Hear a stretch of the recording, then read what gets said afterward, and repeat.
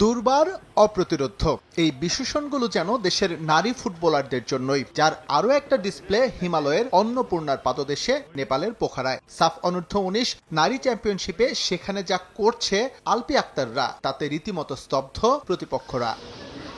এখন পর্যন্ত প্রতিপক্ষের জালে 18 গোল করেছে বাংলাদেশ। প্রতিপক্ষ হিসেবে ভুটান দুর্বল হলেও শক্তিশালী ভারত আর নেপালকে গুনে গুনে দিয়েছে 6 গোল। টুর্নামেন্টে নিজেদের স্পষ্ট ফেভারিট হিসেবে প্রতিষ্ঠা করে ফাইনালের মঞ্চে বাংলাদেশ আবারও পেয়েছে ভারতকে।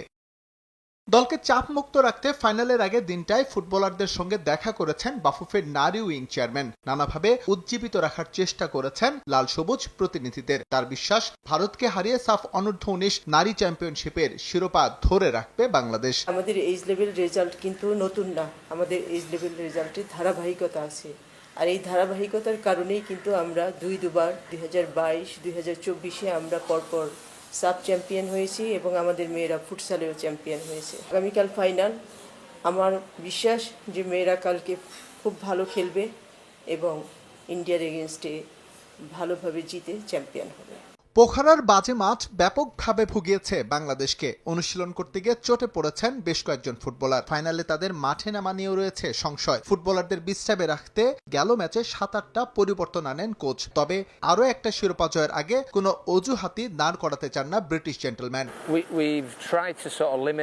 ভারত কিভাবে খেলবে সে বিষয়ে আমার বেশ ভালো ধারণা আছে। তাদের দলে বেশ কয়েকজন ভালো খেলোয়াড় আছে, এ নিয়ে কোনো সন্দেহ নেই। আমাদের সেরা খেলাটাই খেলতে হবে এবং প্রস্তুত থাকতে হবে। যা হয়েছে তা তো হয়েই গেছে, সব পেছনে ফেলে আমাদের এগিয়ে যেতে হবে। ইতিবাচক মানসিকতা নিয়ে আমাদের এই ম্যাচে নামতে হবে। তবে এটাও খেয়াল রাখতে হবে যাতে আমরা অতিরিক্ত আত্মবিশ্বাসী না হই। সবশেষ সাফের এই আসরে যৌথভাবে চ্যাম্পিয়ন ভারত বাংলাদেশ। পারফরমেন্স দিয়ে এবার ফাইনালের মঞ্চে দুদল। শিরোপা নিয়ে দুই অধিনায়ক এমন হাস্যোজ্জ্বল ফটো সেশনে অংশ নিলেও এবার আর শিরোপা ভাগ করতে চায় না কেউই।